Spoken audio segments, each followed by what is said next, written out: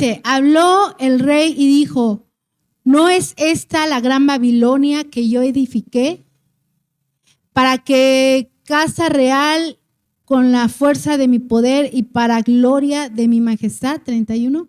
Aún estaba la palabra en la boca del rey cuando vino una voz del cielo, a ti se te dice, rey Nabucodonosor, el reino ha sido quitado de ti. Vamos a orar.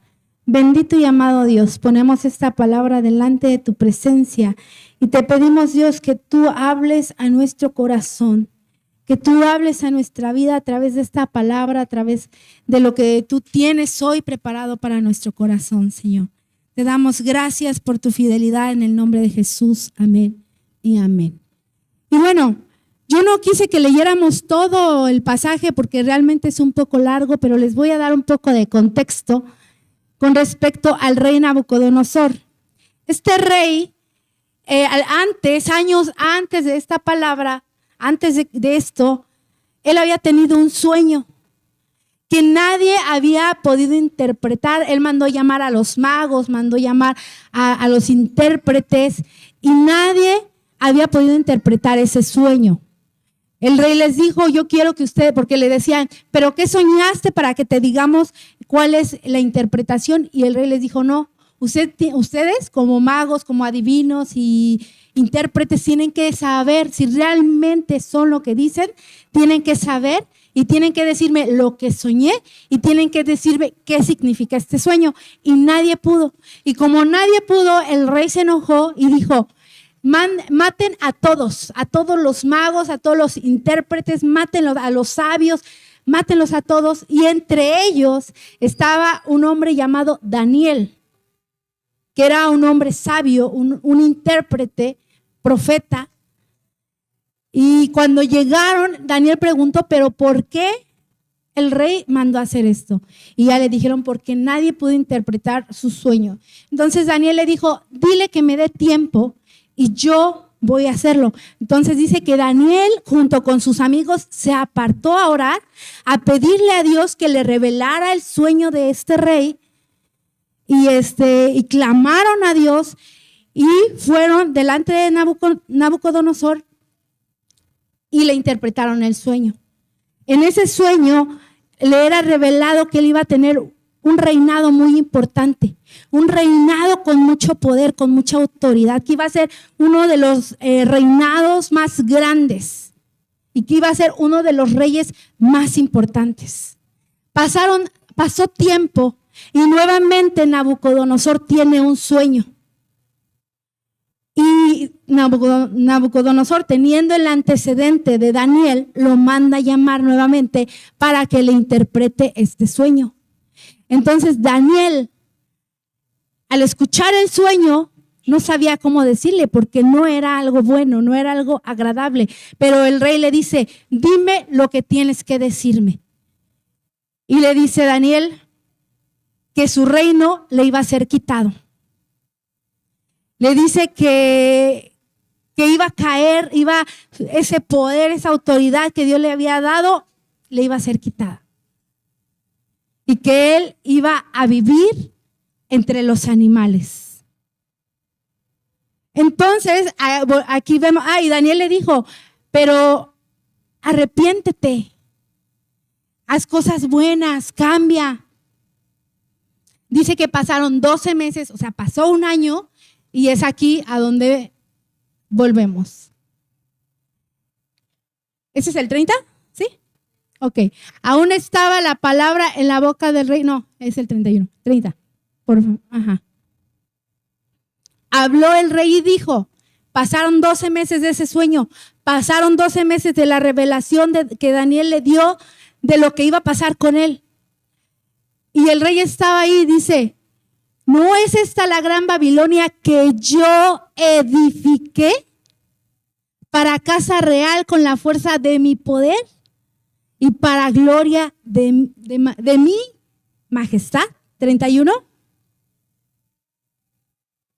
Aún estaba todavía la palabra en la boca del rey cuando vino una voz del cielo y le dijo, a ti se te dice, rey Nabucodonosor, el reino ha sido quitado de ti. Se cumple la palabra del Señor y si ustedes siguen leyendo, efectivamente Nabucodonosor vivió entre los animales, comió lo que comían los animales. Dice que algunos que han estudiado dicen que fue una enfermedad mental. Terminó mal. ¿Por qué? ¿Cuál fue el problema de este rey? La soberbia, el orgullo que había en su corazón.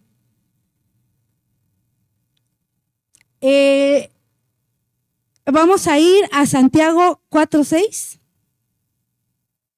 Una de las cosas que la soberbia o que el orgullo, bueno, vamos a ver, ¿qué es la soberbia?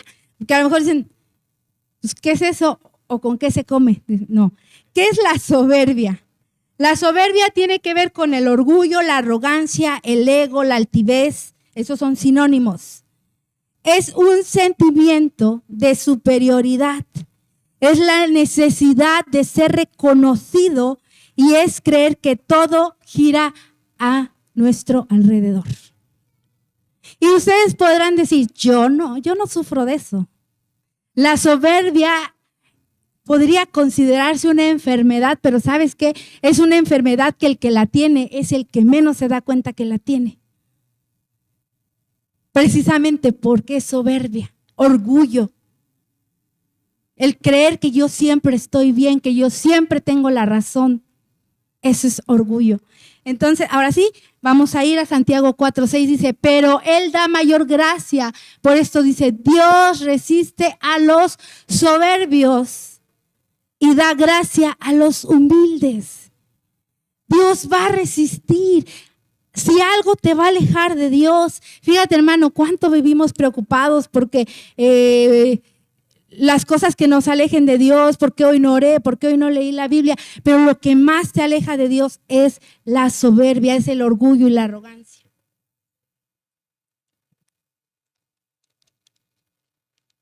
Ahora, yo sé que muchos pueden decir, es que pues yo no pienso solamente en mí, yo no creo ser orgulloso, no creo ser soberbio. Otros dirán, no, yo sí soy muy orgulloso y a veces hasta con orgullo lo decimos. Yo soy muy orgullosa, yo soy muy orgulloso y lo decimos con cierto orgullo, como si eso fuera algo bueno para nosotros.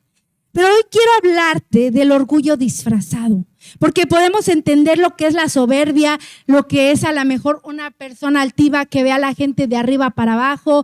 Pero también podemos malinterpretar muchas veces y creer que no es orgullo y estar disfrazando el orgullo con otras cosas.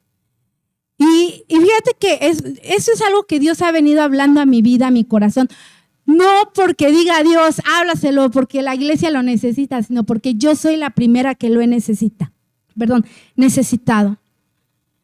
Yo soy la primera que he aprendido a reconocer que cuando mejor creo que estoy es cuando más orgullo y arrogancia hay en mi vida. Y es ahí donde Dios viene y nos muestra nuestra verdadera condición. ¿Y sabes dónde muchas veces se esconde el orgullo? ¿Sabes dónde? Y yo quedé impactada y dije, sí es cierto. Pero el orgullo se esconde en la ansiedad. ¿Tú sabes lo que es la ansiedad? ¿Sí? ¿Alguno ha vivido aquí ansiedad? Ahora, no quiero decir que hay un tipo de ansiedad que ya es fisiológica, que ya es algo del cuerpo, una falta de algún químico, esa es otra cosa. Pero la ansiedad, la que la mayoría de la gente vivimos hoy en día, la ansiedad es el temor a lo que pueda vivir uno en el futuro. Por eso viene la ansiedad, por eso empieza uno a tronarse los dedos, los temblores, las taquicardias. Pero ¿por qué es orgullo a la ansiedad? ¿Sabes por qué? Porque solamente vivimos pensando en nosotros mismos. ¿Qué va a pasar con mi vida? ¿Y si me muero? ¿Y si me pasa un accidente? Y todo somos nosotros. Todo gira a nuestro alrededor. Todo solamente vivimos pensando, ¿y si pierdo mi dinero?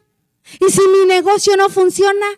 Y si esto, y solamente pensamos en el yo, en el mí, en el ¿qué va a pasar conmigo?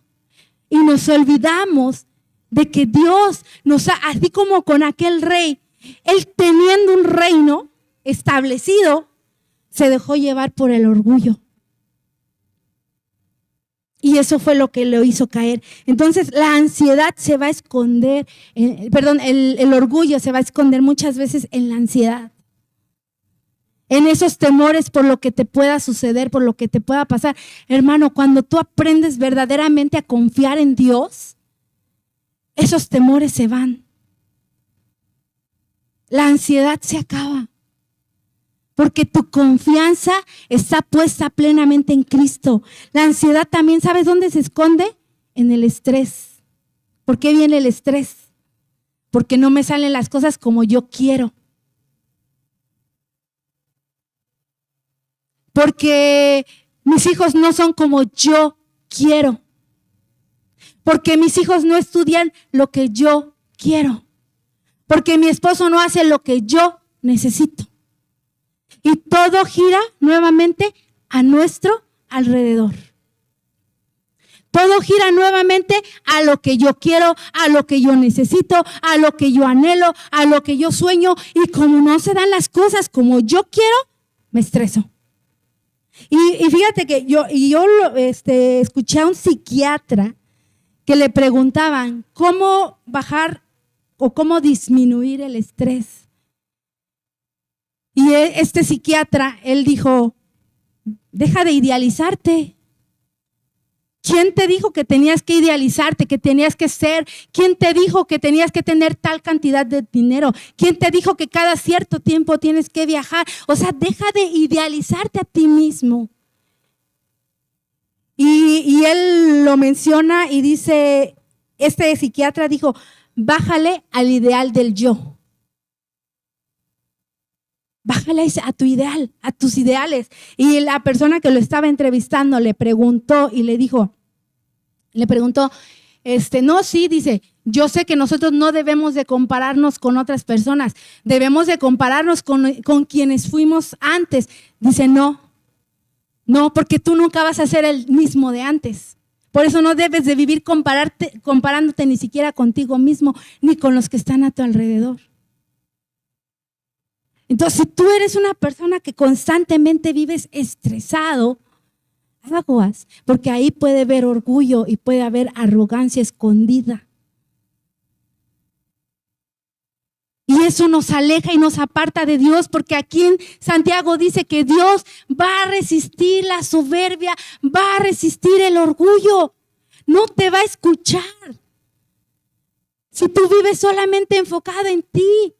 Si tú es que Dios no me escucha, no, Dios sí escucha, pero es tanto tu orgullo, tanta tu arrogancia, que Él prefiere mejor resistirte o resistirnos, porque a mí también me ha pasado. En el orgullo se va a esconder también es que yo he sufrido tanto. Es que yo desde que nací, mi mamá no me quería, mi papá no me quería. Es que yo sufrí desde mi infancia y por eso ahora soy lo que soy. Es que todo es yo. Todo se convierte en un yo. Y esto, todo lo que gira a tu alrededor se llama orgullo. Por eso, a veces creemos que ya estamos en otro nivel, ¿sí o no? Y el Señor viene y nos baja de nuestra nube. Nos desinfla el orgullo y Él viene a mostrarnos nuestra verdadera condición. Él viene a revelarnos nuestra verdadera condición delante de Él. Porque cuando creemos que somos, y fíjate hermano, yo te voy a decir una cosa, muchos confunden la humildad, confunden, por ejemplo, el otro día estaba escuchando una entrevista a un empresario.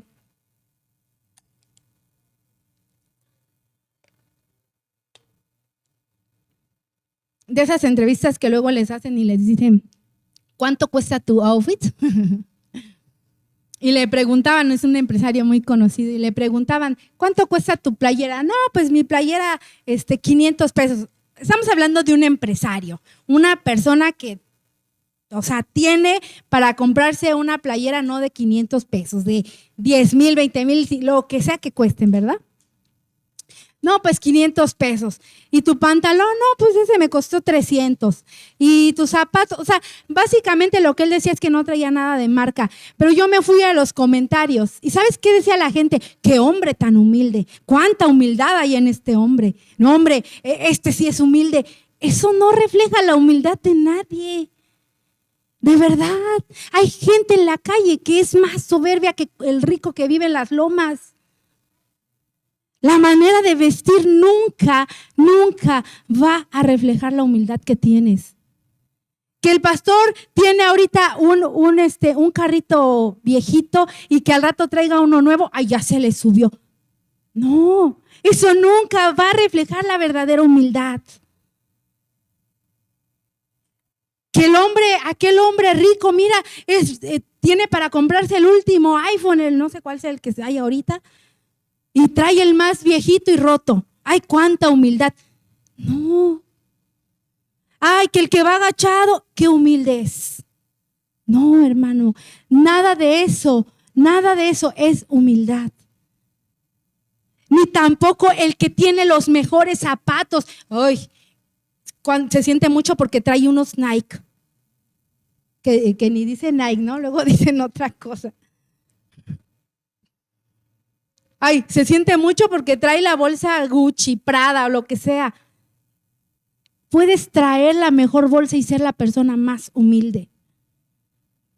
O la mejor ropa, o el mejor carro, o ser el empresario, el mejor empresario, o ser una persona que no tenga nada y ser la persona más soberbia y arrogante que te puedas encontrar. La humildad no está en lo externo. Vamos a ir y para eso quiero que vayamos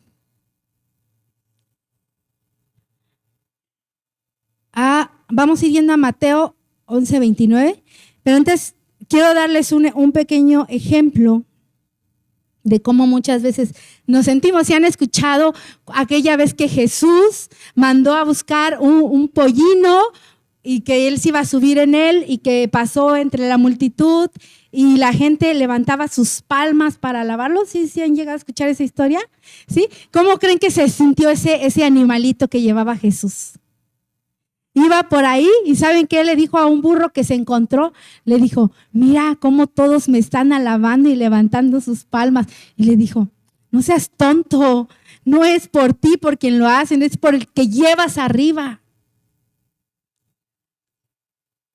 No, a veces creemos que es por nosotros. No, nada debe de ser por nosotros. Todo lo que nosotros como hijos de Dios es para la gloria y honra de nuestro Dios. Vamos a ir, ¿a dónde te dije, Nancy? A Mateo.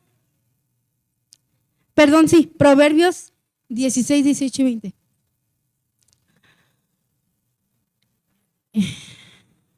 Dice, antes del quebrantamiento es que la soberbia y antes de la caída la altivez de espíritu.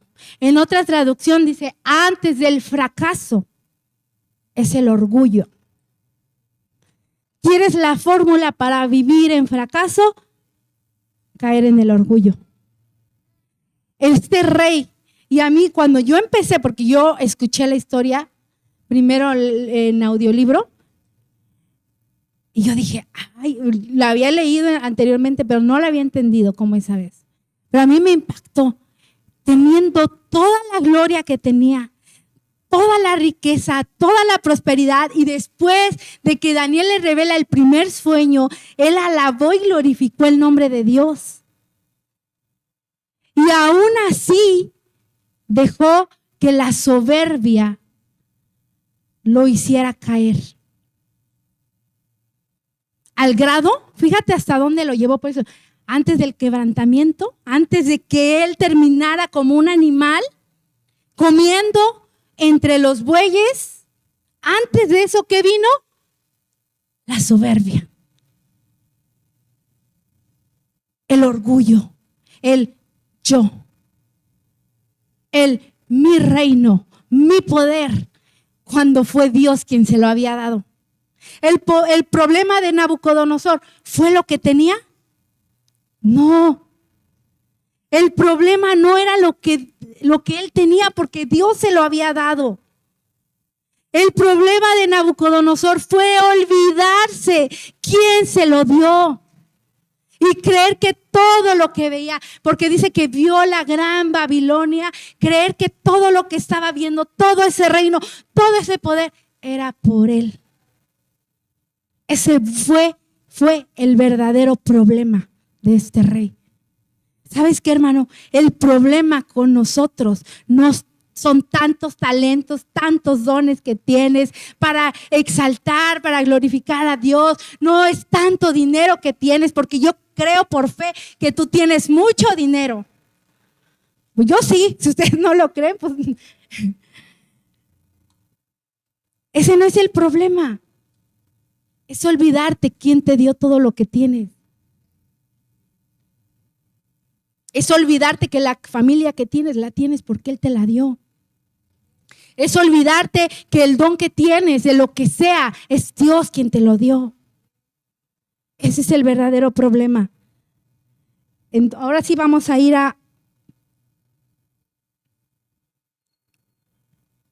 bueno, y entonces nosotros debemos de cuidarnos de la enfermedad del yo.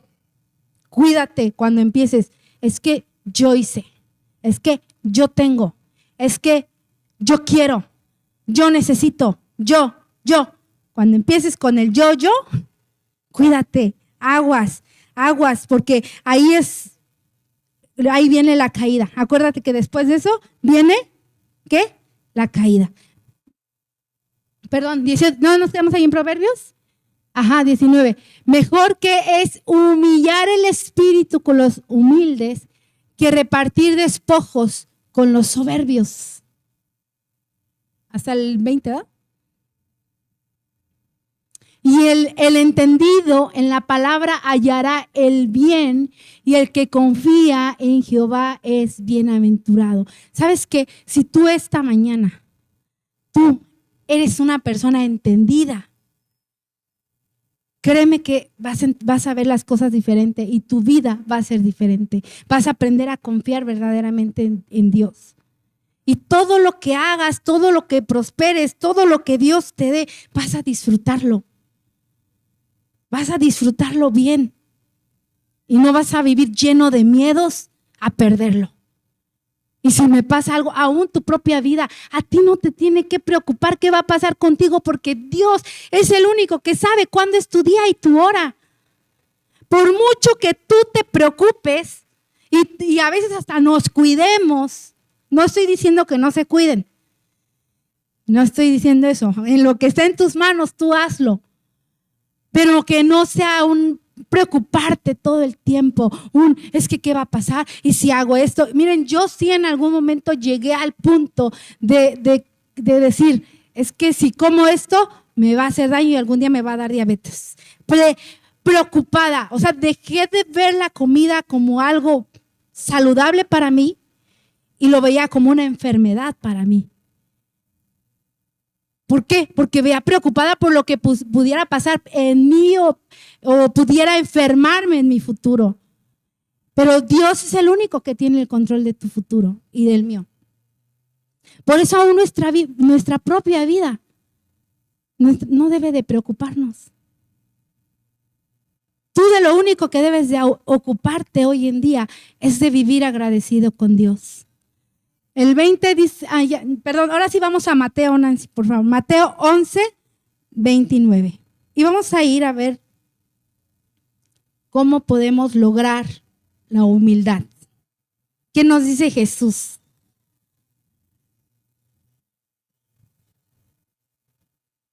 Dice, llevad mi yugo sobre vosotros y aprended de mí, que soy ¿qué?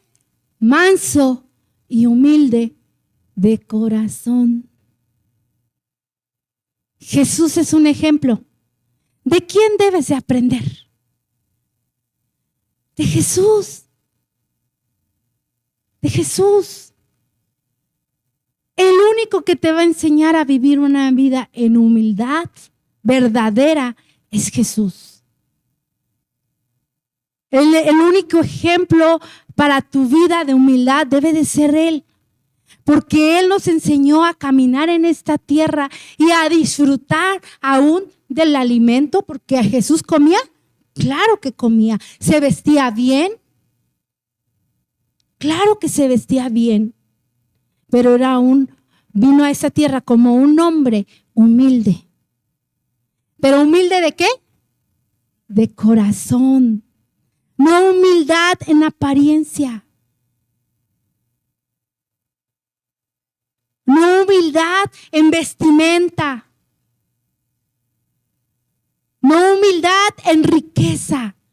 Humildes de corazón. Que la humildad venga de lo profundo de tu corazón. Y yo quiero aquí en Filipenses 2, 6, 11 nos enseña y nos revela cómo Jesús fue humilde. Cómo fue que Él vino a esta tierra en esa condición.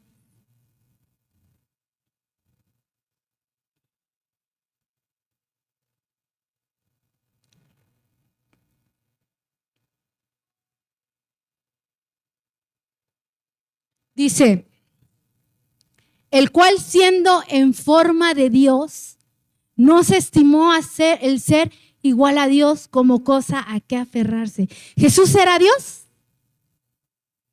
Jesús era Dios, pero no se aferró a la condición de Dios. Él pudo venir a esta tierra, bajar a esta tierra en las nubes, gobernar como rey, llegar como un rey a esta tierra y gobernar y tener poder, tener autoridad en esta tierra. Él pudo haber llegado de esa manera. Él pudo haberse evitado la cruz. Él pudo evitarse ser lastimado, pero Él dice, no estimó y no se aferró a ser Dios, a ser igual a Dios como cosa, o sea, no se aferró a su divinidad, a su poder, a su gloria. No se aferró, sino que hizo, vamos al siguiente, sino que se despojó a sí mismo, tomando forma de siervo, dejó su yo. No, agarró y dijo, yo vengo para enseñarles cómo ser humildes. Y vino a esta tierra, bueno, no solo a eso, sino que se despojó a sí mismo, tomando la forma de ¿qué? De siervo.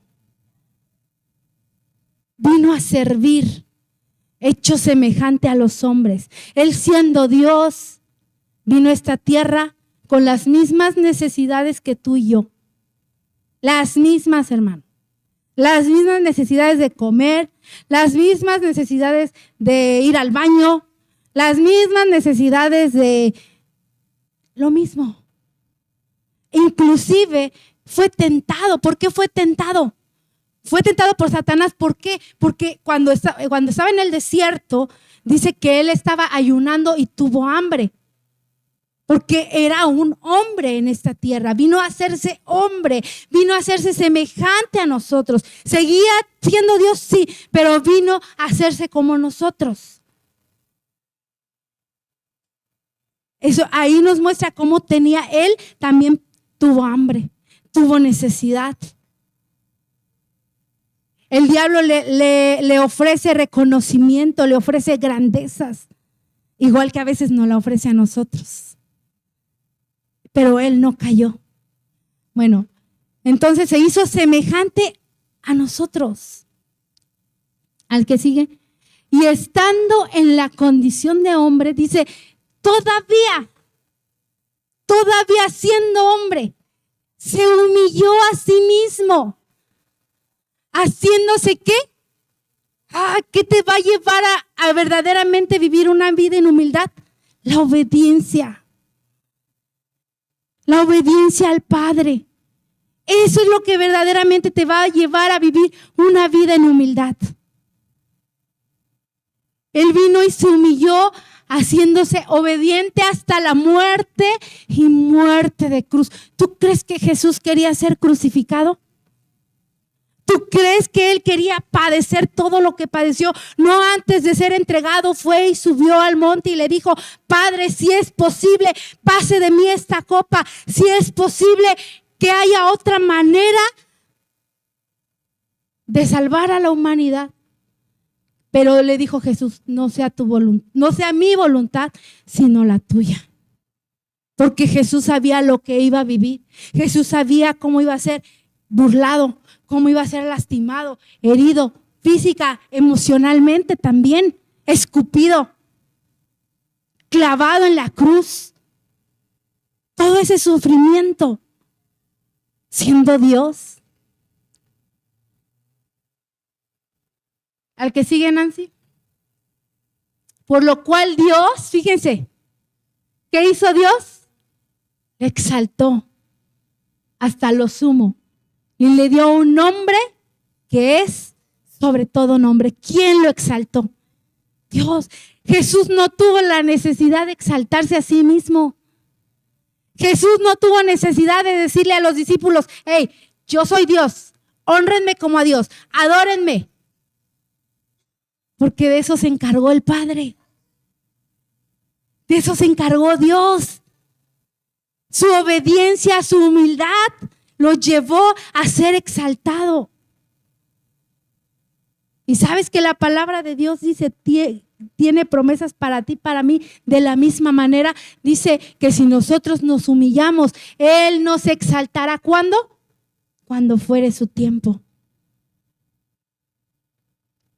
Si nosotros reconocemos quién es Dios, si reconocemos su grandeza. Ahora, la humildad, ¿qué es la humildad?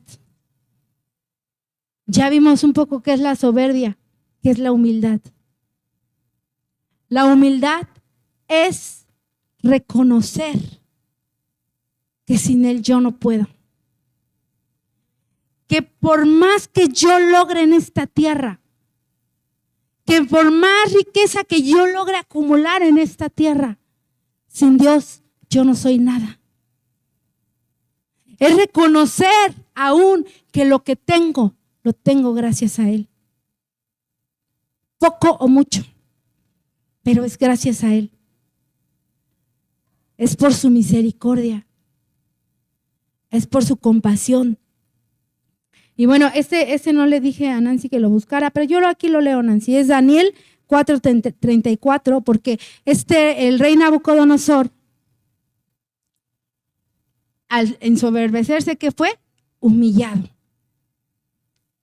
Cayó a comer, gracias, a la condición de un animal. Esto fue durante 7 años. 7 años vivió en esa condición. Pero dice la palabra en este pasaje, dice: mas al fin de este tiempo, de los 7 años, yo, Nabucodonosor, alcé mis ojos al cielo y mi razón me fue devuelta y bendije al Altísimo, alabé y glorifiqué al que vive para siempre, cuyo dominio es sempiterno y su reino por todas las edades. ¿Qué hizo? ¿Qué tuvo que hacer?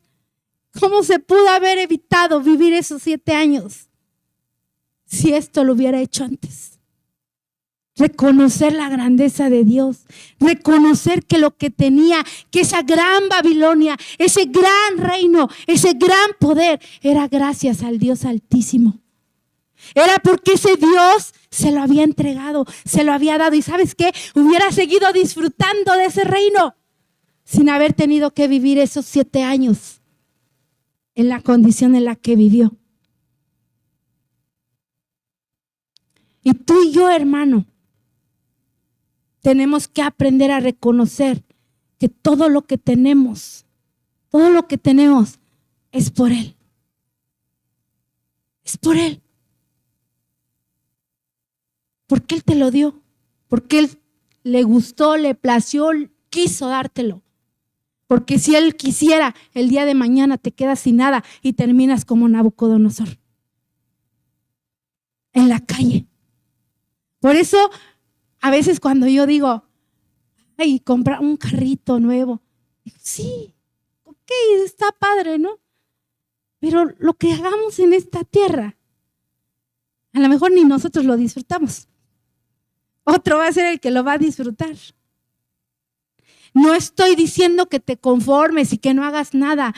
No, tú haz lo que tengas que hacer aquí, disfruta lo que tengas que disfrutar, pero siempre reconociendo al Dios Altísimo. Siempre reconociendo su dominio y su poder sobre tu vida y viviendo una vida ¿qué? En obediencia. Una vida en obediencia. Vamos a volver a Filipenses 2:6, 2:7. Y yo quiero que vamos a terminar con esto. Porque de verdad, hermano, que si tú te has estado aferrando a tu trabajo, a tu negocio, has estado aferrado y no lo suelto, no importa que hoy no ore, no importa que hoy no busque a Dios, no importa, pero es más importante mi trabajo, es más importante mis amigos, es más importante irme a echar una chela, es más importante irme a la disco, es más importante irme a la fiesta. Si te has estado aferrando a todo eso, hoy es día de que te despojes de ello. De que te despojes del yo, de ti mismo. De verdad, es ahí donde vamos a aprender a disfrutar las bondades y misericordias de Dios. Cuando te despojes de ti y vas a descansar. Porque ya no vas a vivir con una carga de queriendo quedar bien con todo mundo. Una carga de querer quedar, de que todos te aplaudan, de que todos te reconozcan, de que en tu trabajo te digan, oh, este es el mejor. No, eso ya no lo vas a necesitar porque te has despojado del yo. Y ahora lo único que tú vas a necesitar es reconocer quién es el que te da todo eso que tienes. Todo eso. Y de verdad, hermano, yo me pongo a pensar, hay veces que he escuchado gente que dice, es que gracias a mi trabajo, nuevamente mi trabajo, a mi esfuerzo, es que ahora tengo esta casa. Gracias a que he luchado tanto, a que soy bien trabajador, bien esforzado. Y yo digo, o como aquel hombre que dijo, ya tengo tantas riquezas y dice que llegó una voz y le dijo, necio, esta noche vienen por tu alma. ¿Qué vas a hacer con todo eso que acumulaste? Con tanto ego, con tanto orgullo. Hermano, de verdad, hay gente, y yo a veces veo, hay gente, y es ahí donde realmente puedo ver mi condición. Porque hay gente que tiene muchísimo menos que yo y lo disfruta más. No tiene manos, no tienen pies, enfermos de cáncer, desahuciados. Pero cada hora, cada minuto de su vida lo disfrutan al máximo. No tienen manos y aprenden a comer hasta con los pies. No tienen extremidades y dan conferencias. Y yo sé que han de saber de quién hablo. Ahorita no me acuerdo su nombre, pero sí lo han de ubicar. Y son hombres y mujeres que han aprendido a ser agradecidos con Dios por lo que tienen. Que han aprendido de dónde viene lo que tienen. Por eso yo quiero invitarte a que te pongas de pie y que juntos leamos este pasaje, esta parte que para mí es impactante. Dice, sino que se despojó a sí mismo, tomando forma de siervo, hecho semejante a los hombres. Se despojó. Cierra tus ojos.